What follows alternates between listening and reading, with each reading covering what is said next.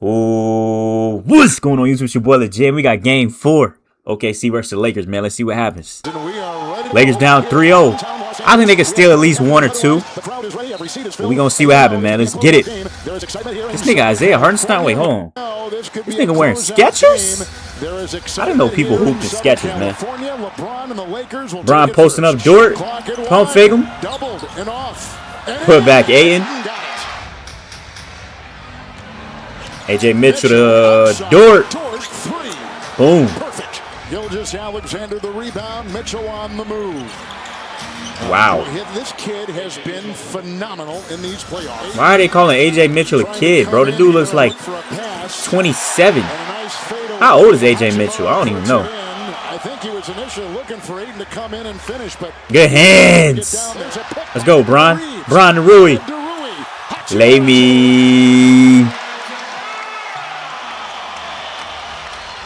Shea bailout. Dort wide ass open in the corner. Yo, Bron, why aren't you gonna run out to him? Like, bro, somebody gotta run out. You gonna stare there? Like, bro, at least if you make a crazy face at him, he might, you know what I'm saying, bro. You can't just stand there and let him shoot that shit, Bron. I know you old, bro, but you gotta go make an effort, nigga. Ah, damn. Shea little push off midi. Got it to go. You see that little bump? That's a cone drill right there, Candace. You know the cone drill? Bump fade. Yep. Reeves, straight ball. Reeves. James the other way, right into Holmgren. Bron fading away. Yes, sir. On top, Kennard. Top three-point shooter this season in the regular year. Take it back out. Oh, whoa. Ooh. I ain't gonna lie. Luke Kennard was wide open, but that was a hell of a move. Look at that. Shifted him. That was tough, Reed. That was tough. I get to you, Reed. Good lob.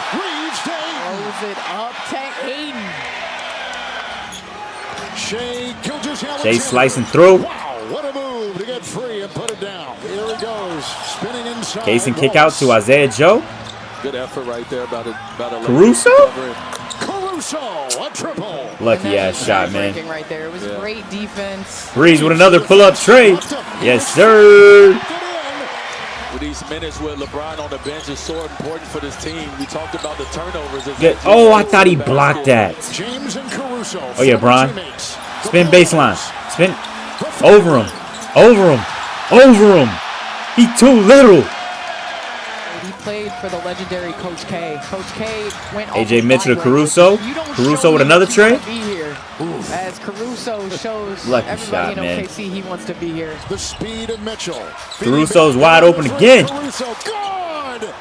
He has not missed from and then you threw that dumbass pay. Yo, Jackson fucking Hayes. He don't even get back on defense, man. Like, at least go try to chase the shit down. And just like that, the Thunder by AJ gets a wide open ass midi. Mitchell, and he took advantage of it. McCain, three.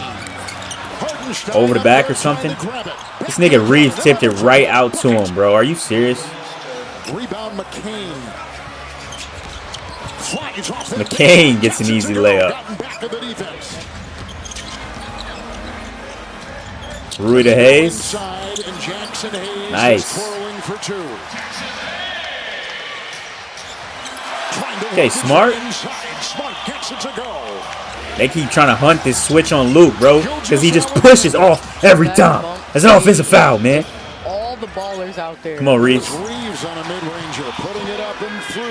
Why I don't see Scott Foster out here, bro? I need the extender. Shit. And this is what OKC. Like, I ain't gonna lie, the Lakers shouldn't even be trailing to these dudes. Hey, good putback, Hayes. A nice putback done. Reeves against Dort. Good float. Man. Look how he just slices through and just stops on a dime, man. Please put Vando on him. Drives into Holmgren. Too easy, bro. And the two in there by Big Chet. Bron Midi. Yes, sir. Backdoor cuts, been in the dunker. As LeBron gets the nice little pull up right there. Shea right over Smart. Tough. Shea Gilgeous-Alexander begins it well for the Thunder off the baseline, putting it in. Rui wide open midi. God. Tamara knocks down the mid-range. Sometimes you got to move your star off the ball. AJ Mitchell right back at him, man. The damn Lakers need to switch everything. Like, what are you passing? Bro, was that you? Bro, you throwing interceptions to role players, man. Come on, dog. And nobody even tries to chase it down, man. Rui wide ass open. Gets the lucky bounce. Mitchell again. Jab stepping, and this is over 8. My goodness, what a start to the second half for A.J. Mitchell. He's got 6. Shea, a little push off midi. Oh my gosh. All that flopping shit, man. Did he even get in his landing space, or did he just extend his legs to force the call? Let's see. He's got 6. I mean, how else do you want him to put his feet? He's trying to contest it, bro. It's not his fault. Shea is fucking throwing his legs out like that. Oh, what a shot! Look at Reeves just turning it over, man. Goodness. Another turnover. But I don't think they're trying to get on the side. Oh, damn it. I think they just did. But I get if Wemby did that shit, they would have let it slide. Casing wide open in the corner. Down by 11. The kick out. Swing. Rui. Rui. Shoot it, Brian. Come on, Brian. Come on, Brian. Oh! Oh my gosh. Come here, chat. That's Alexander. Here he goes, and Kennard defending. Shea. Shea Gilgeous-Alexander, 23. Just understanding also 23 for Shea. how to take the air out of the building. Brian from deep. Woo! Logo 3. Hachimura into Caruso. Rui. Shoot it, Luke. Come on, Luke. Come on, Luke. 1 point game. They keep going at Luke. Shoots right over the top of him. They got to get Luke off the floor, man. I mean, he's a great shooter, but he cannot guard, man. Marcus Smart. Relax. The fucking layup, Reeves. This is what it feels like. This is what needs to feel. Double teaming Shea. AJ Mitchell going right at Reeves. Kennard. Hayes. Woo! That's the second time, chat. That's the second time, chat. Good lay. Good fucking lay, Luke. Reeves against Wallace. Reeves. Look at, bro, Jackson Hayes coming in clutch today. Two contact dunks and then a putback leg. He just bullying Shet down low, man. Shet got to put on some weight. AJ Mitchell. AJ Mitchell. Get that garbage out of here. And guess who's down there cherry picking the king, man? Good shit. McCain from deep. Oh my gosh. Big 3 out of that break. 10 points. Breeze got to throw up some bullshit. What the fuck? He made that shit. Oh no. McCain's open again. McCain. Tie game, 92 apiece. AJ Mitchell ISO. Trying to cross Marcus Smart. Oh, he tried to take his ACL out. What the fuck? Oh, he broke you? Oh my gosh. Reeves trundles his way into the paint and kicks it back. Mid-range. Puts up a long 2. It's Mitchell leaning, dancing. Hey. Flush it in. Oklahoma City leading by 3 and trying to close the series. Oh, threes. Good push off. Good pass. There's 18 points for Jackson Hayes. Jackson Hayes got a career high. Getting down in the paint himself, getting down. I wonder what is Jackson Hayes' career high. Not even in the just the playoffs, but just in his whole career. Has Jackson Hayes ever made a 3 in his career? Good push off. Oh my gosh, Brian. Way to body Dort up, man. Reeves spinning, pump faking, fading. Reeves. AJ Mitchell for the trade. Bro. efficient. 12 of 18. Y'all let this nigga get 26. Come on, Rui. Come on, Rui. 2-point game. Inside, Holmgren got the feed for Shea. I mean, why is LeBron even guarding him, bro? LeBron is not tall enough. Oh my! Where is Aiden at? Where is Hayes? Rui in the corner. Woo! Big time shot, Rui. Marcus Smart. Marcus Smart. Oh my gosh! Marcus fucking Smart, nigga. And he makes the free throw. 1-point lead. Come on, all you gotta do is get one stop, man. You waited double Shea. Shea. They have nobody to stop him, bro. Bron. They got it back. They got it back. Here's the three. There's the buzzer, and the Thunder have won and swept. No, Bron. There's the buzzer, and the Thunder have won and swept. Hey, it's time to retire. It's time to retire, man. I ain't gonna lie. The more you get swept, the more people are gonna disrespect your career, bro. I mean, no, you can't retire on an L, but I mean, hey, once he wins his next ring, he has to go. He can't keep going over and over and over. You know what I'm saying? He can't keep going over and over and over because this is just, it's deterring his legacy, bro.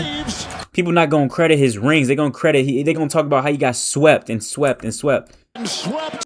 Isaiah Hartenstein only had 5 points, but he had 10 boards and 5 assists. Chet Holmgren with 16, 8, and 0 with a turnover, 1 steal. Shea had 35, 12 for 15 from the line, 8 assists, 1 board, 3 turnovers. Lou Dort with 6, 2, and 0. AJ Mitchell with 26, 3, and 4. AJ Mitchell torched these dudes all series, bro. They ain't had no answer for that dude. 4 steals as well from him. The other Jalen Williams only had 0 points. Alex Caruso with 9 and 4. Isaiah Joe with Zedro. Aaron Wiggins with Zedro. Casey Wallace with 3. Jared McCain with 13. LeBron James, you had 24, 12, and 3, man. You did all you could, man. Rui, 25, 5, and 2. Ayton with only 6 fucking points. Yeah, don't come back to the Lakers, nigga.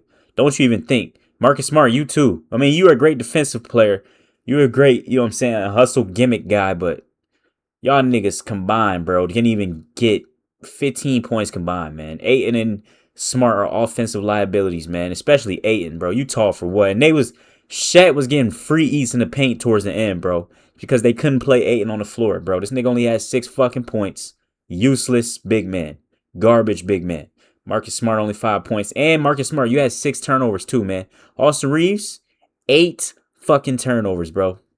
Austin Reeves, bro. Hopefully you get traded to Milwaukee for Giannis, bro. So once Luka comes back, they'll have Bron, Luka, and Giannis, man. That'll be a crazy trio right there. But I really want Giannis to come to the Heat, but I mean, I want Bron to get his one final ring before he hangs it up, bro. You know what I'm saying? Vando only played 3 minutes. Adu Thero with 0. Hayes had a great game off the bench with 18. And Luke Kennard with 5, man. Hurts to see Bron go out like that, for real, bro. LeBron James speaks on his future. What you got to say, Bron? I might listen to this shit word for word, bro. Like, this is my favorite player ever since I was a jit. Like, I grew up in Florida, so I'm a Heat fan, man. I know I got the Lakers jersey up, but I'm a Heat fan at heart, man. You know what I'm saying? But just seeing him lose, man, it's just like, you're ready to retire, Bron. Ain't gonna carry the torch from here, man. Sure, we'll get to future questions soon, but JJ always talks about, or he's talking about before the game, the level of focus that he saw in you and kind of the leadership. How do you go from that, and then you guys battle to the way that you did, and then it's over? Like, how does that transition in your headspace at this point of doing it for so much time and all that you put into it? Well, I mean, obviously it's a process. It's not about to happen right now. The process of thinking about the whole season and its brutality. I mean, and then processing over the next, we'll say a couple weeks, and look back on some of the things you did great, some of the things you didn't do too well, some of the things that you, wish it would have went this way, but at the end of the day. Maybe go back to Cleveland. I think the finals is probably going to be maybe Cleveland, OKC, maybe Cleveland Spurs. That's what I think it maybe be. Maybe Cleveland Spurs, if the Spurs can get past the Wolves. And I think the Cleveland might lose. The script might be if Cleveland loses in this playoffs, anytime in the rest of this playoffs, Bron's going to have his final season in Akron. Him, James Harden, Spider, Mobley, and Allen. Maybe. Hopefully he'll sign for a low contract and get that final ring. Get that final ring in Cleveland and hang it up, man. Control the controllables, and what you can't control, you don't try to let it affect you too much or affect you at all. So, yeah.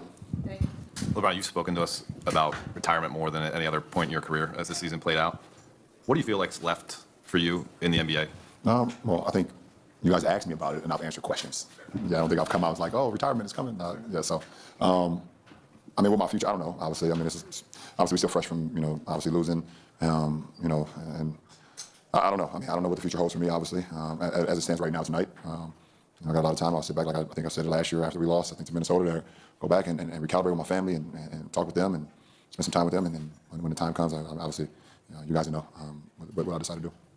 LeBron, this is the longest stretch of your career that you've spent in one place. What are the moments that you carry with you as a Laker that, like, at the top of your mind right now that stand out as special things you were able to do here? I mean, there's a lot. I mean, obviously winning the championship 2020 will stand at the top. I mean, that was the reason why I came here, to restore, that level of play and restore this franchise back to what it was known for, winning championships and playing at a high level. And, to be out there with that group and go out there and win a championship and us competing at a championship level was something I kind of envisioned and was able to accomplish that. So that would stand at the top for sure. LeBron, we asked you throughout the season about this team's identity. Now that we're at the end, how would you define the identity, and what did you like about it? Well, I mean, obviously, it was so many different seasons in one season with our ball club, and obviously injuries played a big part of it. But as far as our identity, I thought we were super resilient, and whatever that happened, if it was me at the beginning of the season, or if it was AR going down, or if it was Luka going down, or reshaping lineups and guys stepping up and playing, we stay resilient. The fact that Luka didn't even suit up, bro, that's what's fucking like. Come on, Luka, you didn't even play, nigga. To have the moment that we had. Once it went down 3-0, you should have at least just said, you know what, fuck it, I give it a try. Luka goes down, with the hamstring, and then AR goes down with the oblique, and we staring down the barrel of a playoff series, versus Houston, and I thought our guys just responded and was super resilient for us to, win that series was big time for the group that was possessed to go out there. So that was resilient. I think that was the number one thing for that ball club, for our ball club this year. LeBron, we just spoke to Austin a few minutes ago, and when he was asked about potentially playing with you beyond this year, he said it would, quote-unquote, mean the world to him. How have you seen Austin grow since as he put it, you took him under his wing when he got here? How have you seen him grow since he's been here and now that he's going to be on the market for potentially a lot of money? Well, that last part has nothing to do with me. Listen, him and his team will handle that situation. But, just seeing, AR grow over, 5 years, there's been nothing short of amazing. I mean, he's a hard worker. He loves the game. He wants to get better, and he's not afraid of constructive criticism, and I kind of knew that from the beginning. I saw the talent, but I also saw that he was willing to put the work in and willing to. He wasn't afraid of the moment. So to see where he is today is awesome, and it's something that I knew he could be a big time player for our ball club, and I knew if he just got the opportunity, and also he gained the confidence in himself that he knows he belongs in this league, then he could do some special things in this league, and he's obviously showed it. LeBron, in year 23, how different did this feel walking up the court, not knowing what the future holds for you versus past years when you were coming back to play? I don't know. I guess when you get like over 40, you start forgetting shit that happened. So I don't even remember many of the last times walking up the court. But listen, like I said, I left everything I could out on the floor. I control what I can control, and I can leave the floor saying like shit. Even though I hate losing, obviously, but I was locked in on what we needed to do. Tried to make sure our guys were locked in on what we needed to do throughout the postseason, throughout 10 games. And obviously we fell a little short, obviously, but I don't. A little, nigga? Bro, y'all got swept. You didn't even still won. I'm not looking at my year as a disappointment. That's for damn sure. Especially, I was put into some positions I've never played in my career before. Actually, in my life, I've never been a third option in my life. So to be able to, thrive in that role for he's more of a second, bro. Reeves is decent, man, but I don't know, bro. I don't really respect Reeves' game like that, bro. And then have to step back into the role that I've been accustomed with over my career, over my life, playing the sport, and be able to thrive under that. And then just my teammates allowing me to lead them under extreme circumstances. That was pretty cool for me at this stage of my career. LeBron, if you don't know what the future holds, I guess that means inherently this could be it. Do you allow yourself to kind of those last handshakes in this last press conference? Last handshakes? No, I don't know, because I have no idea. None of us even know what the future holds. None of us. Nobody has any idea what the future holds, and I don't either. Like I said, I'll take time to recalibrate and look over the season and see what's best for my future. And when I get to that point, everyone will know. Hey, Bron. Go back to the Heat. Go back to Cleveland. Go back to an Eastern Conference team, bro. Changed the league in so many ways. How do you think you defined it this year, and what did the season mean to you? Yeah, it was I mean, obviously every season has its own chapter, you know, and there was many different points of the season where looking at the school, looking at our team, looking at what we're capable of, and for me, I started the season not playing, missing the first 14 games, missing training camp, missing preseason. It was the first time for me doing that, so that was challenging in its own right, just to get back and question yourself at times if you feel like you're gonna be able to get back to what you know you can do and do at this level, and to be able to do that and just keep pushing the limit as much as I could. At this stage of my career was something that it's been pretty cool. And to be able to still be able to make an impact on the team that's competing, that's pretty cool too. And like I said, I think at the Houston series, to be able to win a playoff series with some guys that one either never been in playoffs before and two never won a playoff series before.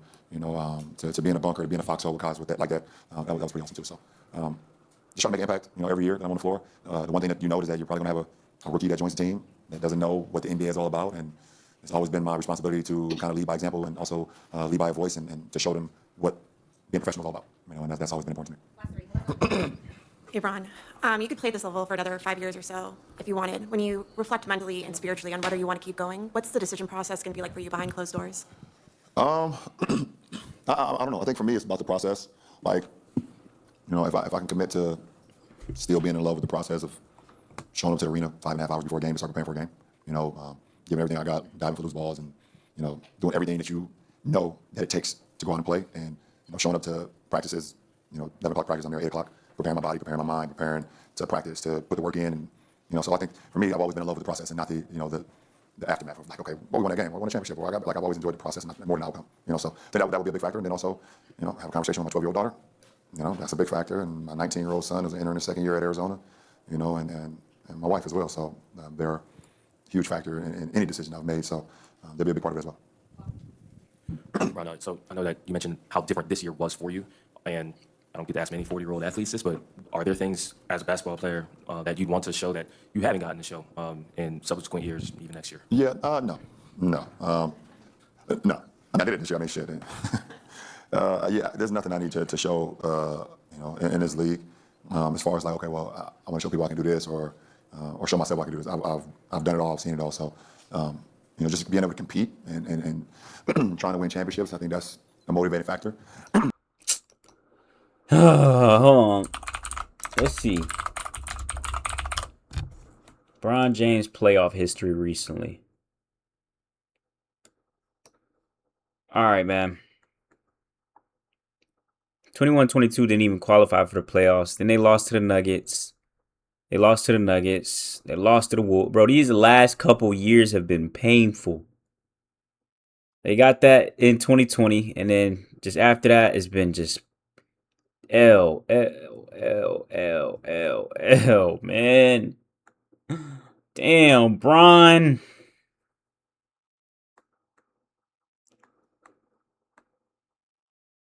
He got 4-0 swept in the finals by the Spurs, bro. I don't even think I was alive. No, I was. Yeah, bro. Damn, Bron.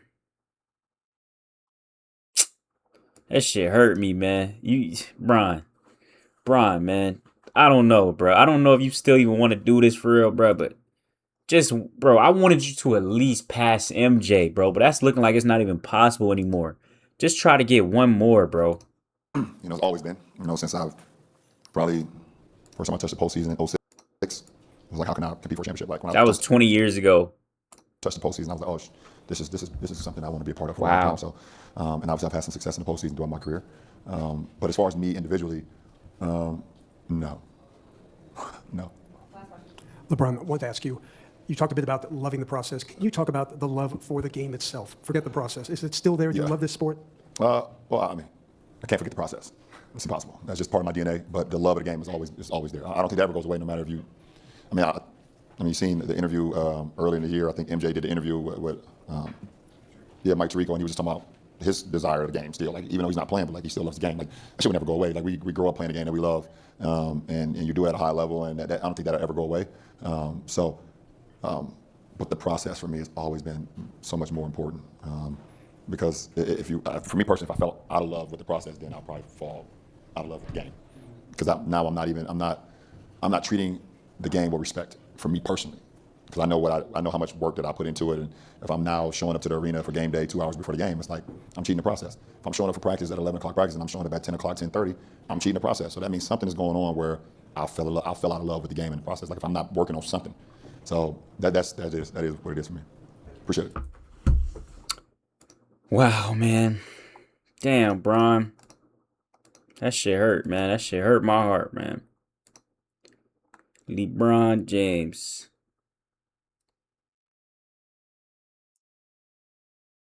Luka Doncic, man. Luka motherfucking Doncic. Luka Doncic. What do you possibly have to say, bitch? I'm fed up with you right now, bro.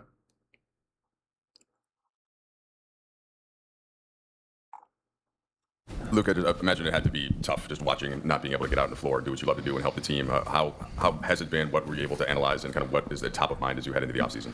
I mean, yeah, it's very frustrating.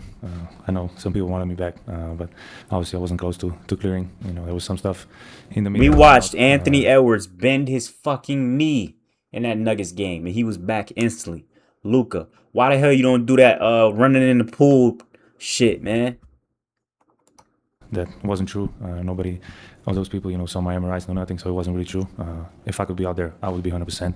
Everybody in that room knows that. But, you know, it's been very tough. Like I said, this is the best time to play basketball. I was sad not to be able to help my team. So, looking to the off season, you know, obviously, I'm still doing recovery, so that's the first thing.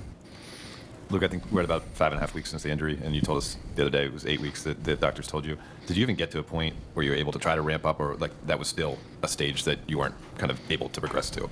Still not. You know, I'm doing the lifting, I'm doing running and shooting, but I haven't done contact and those stuff. You know, I wasn't clear yet, so those stuff will come in the next week or two probably.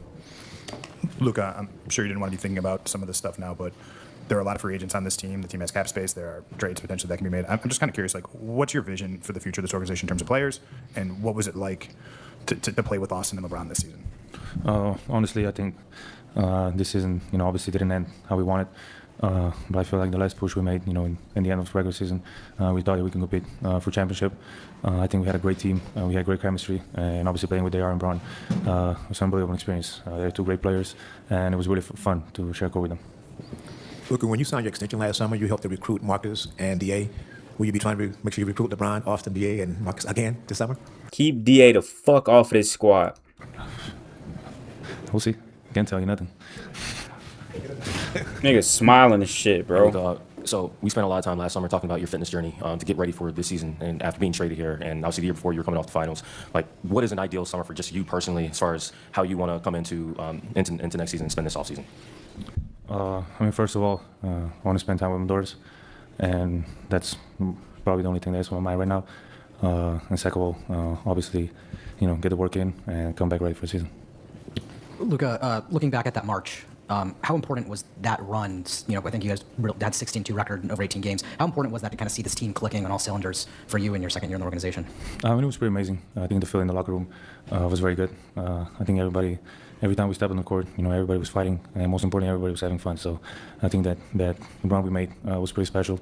You know, obviously, I think me and AR got injured in the worst moment, so, you know, that's a little bit of bad luck. Luka, sé lo frustrante que debe haber sido ver la postemporada desde fuera. Fuiste el máximo anotador en la campaña, decía JJ, y rescataba el corazón que tenía este equipo y la química. Tú haciendo ese análisis de este año, ¿con qué te quedas? Bueno, creo que no ha terminado la temporada como queríamos. Creo que, bueno, Oklahoma es un gran equipo y respeto mucho lo que han hecho mis compañeros. Han peleado cada partido, pero con lo que me quedo la temporada, creo que hemos tenido una buena temporada. ¿Qué lo que, papi? Y bueno, no me quedo con mucho porque no me ha ganado claramente, pero me quedo con todos los jugadores. Luka, last year when we sat here and had the same type of conversation with you, you'd said that you had a lot to unpack, a lot you needed to figure out about everything with the trade. I'm just curious, kind of, what's your sense for the organization in general right now? Man, what type of watch you got on? And what have you enjoyed about being a Laker? I feel very comfortable. You know, I like living here. I like playing for the Lakers. It's one of the best organizations in the world. So just being a Laker, it means a lot to me. And, you know, like I said, I feel very good here. So there's nothing else to add to that. Thanks, Luka. Thank you.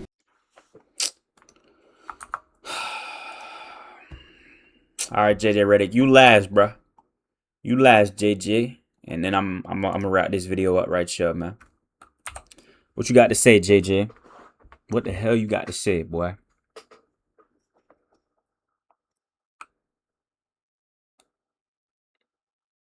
If it'll load. JJ, I think I asked you a general question after the Houston series, and you kind of responded with gratitude kind of for the players and the coaches. And even though this comes at a loss, do you have that similar sense of that fight, or is it still kind of too soon and too raw after the loss? I think when the season ends, there's always, I would say, a whirlwind of emotions.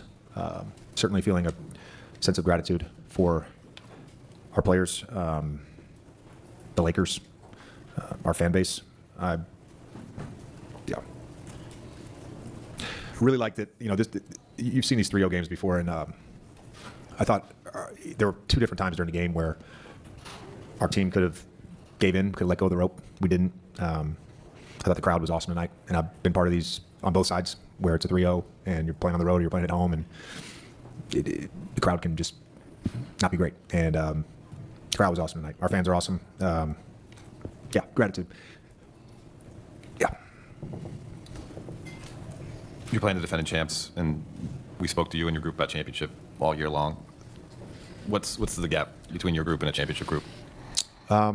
That's what we got to figure out this offseason. I will say, for the things that we set out to do and build our championship habits and build our championship communication and championship shape, I thought we were darn close to doing that. And it doesn't mean you're going to win a championship, but I would say I take a lot of pride in our players and what they all individually went through, what we collectively went through, and what we turned out to be. You don't know on day 1 of training camp what you're going to turn out to be, and just proud of who we are.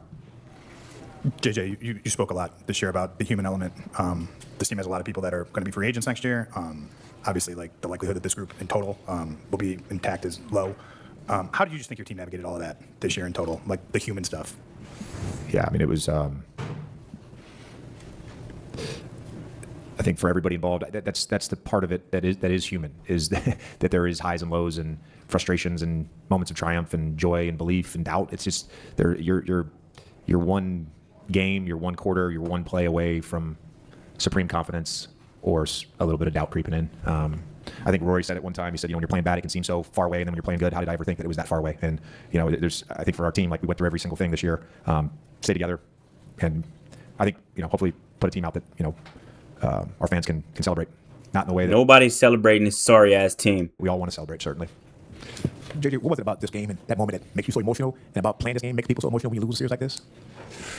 I told the team this is my 17th year being part of an NBA team, and I've always looked at every team I've been a part of, every team I've been on, as a living organism. And I've maybe talked about this once before. And during the course of a season, sometimes that organism is healthy and thriving, and sometimes that organism can get the flu, and sometimes that organism can get really sick. And we experienced all of that this year. When the season ends, that organism is dead, and that organism will never live again. I mean, bring up the free agent thing. Sometimes you might have 1 or 2 of those guys, and we have half our team. I'm like I'm a little white kid from the sticks in Virginia, and I get to do this. That's why it's emotional, because I care more than, I mean, I hate to say this about my family, but I care as much about this as anything. I love my wife and kids, but that's why. It's just I didn't want our season to end. I wanted to keep this thing going. I enjoyed every bit of this year.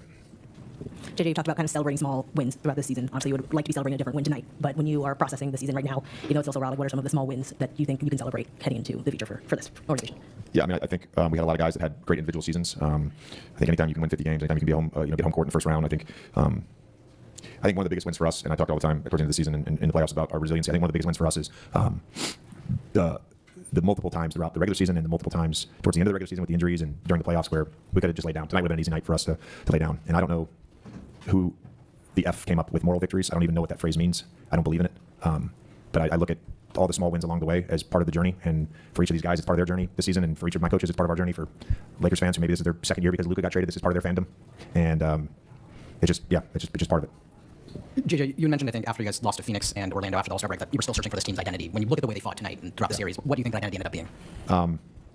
I think it ended up being a really hard-playing team, a really together team, and a team with a lot of heart. Hey, JJ, obviously LeBron is uncertain about his future. Has that part of this hit you yet, that this could be goodbye to him?